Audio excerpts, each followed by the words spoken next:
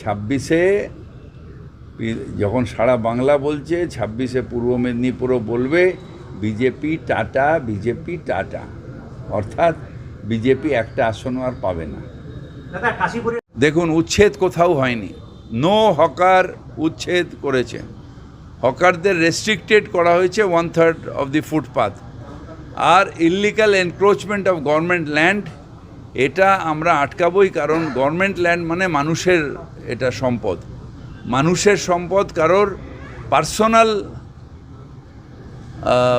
প্রফিটের জন্যে বা পার্সোনাল বেনিফিটের জন্যে মানুষের সম্পদ ছাড়া যায় না। কিন্তু হকার ভাইদের সাথে আমরা আছি। হকার নিয়ন্ত্রিতভাবে ফুটপাতের জায়গা বা একটা জায়গায় বসবেন।